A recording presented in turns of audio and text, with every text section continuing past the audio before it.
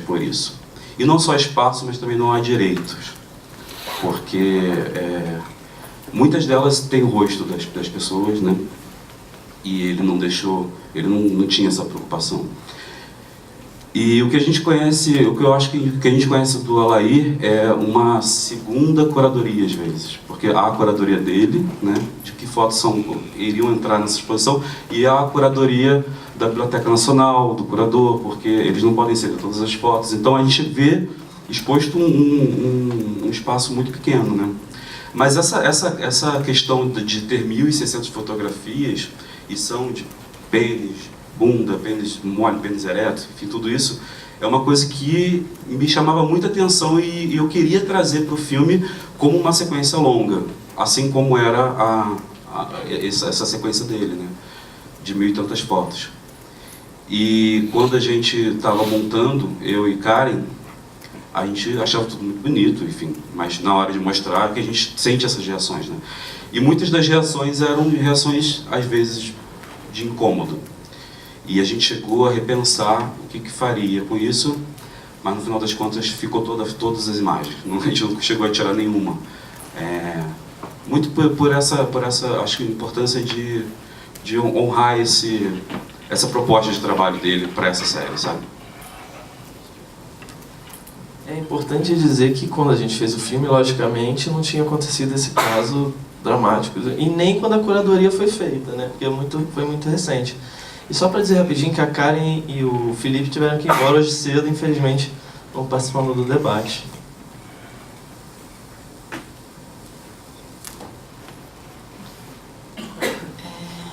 Desculpa, coisa do espaço.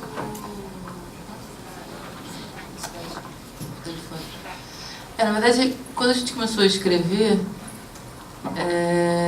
tinha esse desejo de construir uma relação que se tornasse claustrofóbica ao longo do processo, né? Então, eu acho que o pensamento foi, se a gente vai falar sobre claustrofobia, fiquemos num único espaço para que ele também torne o próprio filme claustrofóbico.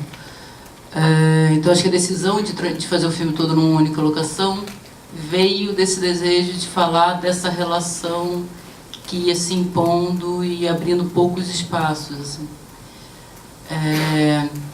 Inclusive, e aí virou uma decisão formal a partir daí, né? Porque já que a gente vai fazer um filme em uma única locação, então quando ela sai, a câmera não pode sair. Então as duas vezes que ela sai, a gente filma ela, uma numa câmera na mão que acompanha e fica por trás, e no outro é uma edição, mas que a câmera também fica ao pé da porta do espaço do galpão. E aí é uma decisão de, tipo, o olhar do filme não sai desse lugar, já que o filme vai ser todo concentrado. E aí tem a conversa final. E a conversa final, a gente sentia que precisava ser num lugar neutro. Que precisava, né, que é meio uma conversa que finalmente eles conseguem... Enfim, a conversa era muito mais longa no nosso roteiro, ela tinha 13 páginas. Mas naquele momento era meio uma sensação de que era a primeira vez que eles então sentavam e realmente conversavam, e realmente falavam sobre a relação.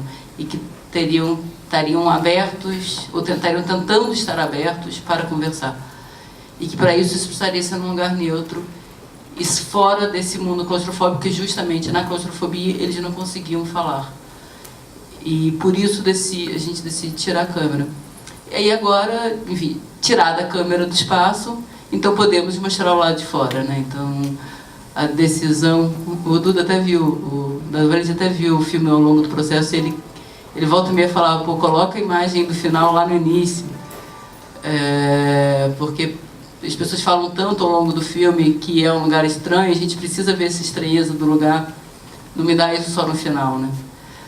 Mas a gente decidiu ficar com isso só no final por isso, porque a câmera precisava reproduzir essa sensação de claustrofobia e só, portanto, teria direito a olhar para fora depois que os próprios personagens tivessem conseguido conversar. Hamilton Pinheiro.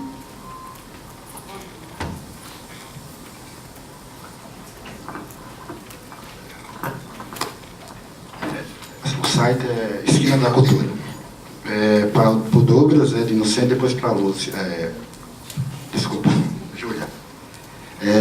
Primeiro assim, eu acho que colocar o Pênis Duro e mostrar no filme, eu acho que era homenagear de fato o Alair Gomes, porque foi a obra mais ousada dele, eu acho a obra política, que pela pesquisa que eu fiz ficou muito tempo até escondida, porque era uma caixa à parte onde mostrava o pênis duro dos rapazes.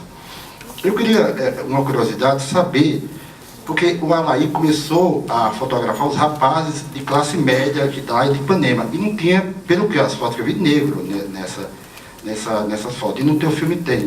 Claro, eu sei que a ficção é liberdade, porque a segunda parte, quando ele vai abordar os rapazes até para levar para fazer os ensaios mais ousados e transar, aí ele procura os rapazes de classe mais baixa, porque era difícil conseguir com os rapazes de classe média. Aí eu queria saber, assim, se tem foto de rapazes negros na obra do Alair, o que eu vi, eu não detectei. A pergunta é em relação a você essa. E a Júlia, uma coisa que me incomodou no filme Corpo Elétrico é as cenas de sexo. Para mim foram muito broxantes no filme.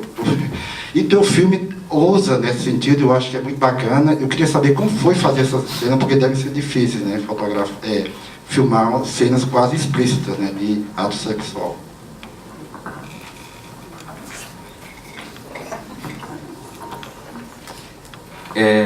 Isso sempre foi uma questão, assim, de eu entender quando eu via o trabalho do Alair. Mas eu também sabia que tinha muita coisa que eu ainda não tinha acesso enquanto eu estava escrevendo o roteiro e tudo, que eu fui ter depois, quando eu entrei em contato com a biblioteca, e que eu pude ver uma parte, porque é muito grande, o volume de trabalho é enorme. Mas tudo que eu vi em relação às sonatinas e a Sinfonia de Ícones Eróticos e o Percurso do Sol, realmente não havia os modelos negros, não existia personagem negro nas fotografias. Os negros, eles estavam nas sequências de carnaval, que são fotos que também não vem muito a público, porque o interesse maior na Alair era justamente essa coisa do corpo masculino na praia. E tinha também algumas cenas em São Paulo, enfim, com os hippies e tal. Essa sequência de hippies, ela até foi para uma exposição de São Paulo e depois para o Rio. Mas desde o início, eu tinha essa coisa de mímica de olhar, mas com uma coisa que partisse muito de mim, sabe? Porque eram corpos que me interessavam muito. A gente dividia esse desejo, tanto pelo tesão de olhar, de estar sempre olhando, quanto também pelo tesão da forma do corpo, né? E para mim fazia muito sentido que nesse desejo existisse o corpo negro. E então a seleção de ter meninos negros e fotografar era uma opção desde o início. Porque eu sempre imaginava isso de que o Inocentes era a partir da obra do Alair, mas eu queria falar sobre voyeurismo mesmo. É engraçado que você não coloca na parte do docudrama negro, né? O rapaz como parte, aquilo tudo foi... Mas era uma coisa muito de... Porque era uma ficção, mas estava ali num ritmo quase de documental. Porque eu ficava com um Gui e uma pequena parte da equipe da janela, e tinha gente lá embaixo, o Felipe Herzog estava lá embaixo coordenando os meninos a partir dos ensaios e tudo, mas eu tinha coisas que iam surgindo durante. No roteiro não existia essas cenas de apartamento. Mas eu trabalhei com quem eu tinha ali no dia, e no dia não tinha negro. Mas tem uma outra cena também que não entrou, enfim. Mas isso foi tudo assim muito conforme a gente foi construindo na montagem, sabe? Cenas que iam caindo. Eu não tinha essa preocupação tão forte, assim. Eu tinha o desejo ali de colocar o corpo negro, e isso foi feito, e, enfim. Depois a gente foi montando. Você fez alguma outra pergunta, não? A partir disso? Mas realmente, assim, isso eu ficava muito curioso. E eu perguntei, tanto para o Alexandre, que é um... Tinha foto dele com rapaz negro? Não vi. Nenhuma. Em tudo que eu olhei eu não vi. Mas eu questionava as pessoas que talvez tivessem pesquisado sobre isso, né? E eu perguntei para o Alexandre, e ele também as pessoas elas não sabem, não dá para saber se não era do interesse dele, se a Ipanema ali da década de 70 não existia o acesso para chegar, porque o metrô é muito recente, né? E ali realmente é uma zona muito, enfim, de uma elite muito grande. Ele não era um homem muito rico, ele só foi morar ali porque ele vendeu o apartamento dos pais, enfim, dividiu com a irmã e chegou ali naquele lugar. Ele não morava também de frente, ele morava de fundos para aquilo, para a praia, né? Mas a Luciana, que é uma outra pesquisadora que toma conta do acervo do Alair na Biblioteca Nacional, ela tem essa hipótese de que na praia, naquele trecho exatamente, os negros não chegavam. E quando ele ia para o centro, queria fotografar no centro, aí sim, esses corpos eles aparecem. Só uma observação, que o filme é uma mistura assim de longe, uma coisa biográfica. Quem entende do Alair vai reconhecer aqueles corpos, mas também é esse exercício do diretor saber que é um filme e também está ali o olhar dele. E também uma preocupação, não preocupação do Douglas, era misturar essas épocas, a partir do momento que tem aquele figurino, aquele corpo aquele corte de cabelo daquela época, que se misturasse com o que estava acontecendo ali na praia em certos planos. Então, só uma observação que nesse sentido, hoje em dia, a praia é cheia de negros, não só pelas favelas que tem ali perto, quanto a esse acesso. Então tem essa mistura interessante, que você vê que quando a câmera viaja pela praia, ela encontra muitos negros hoje em dia, né?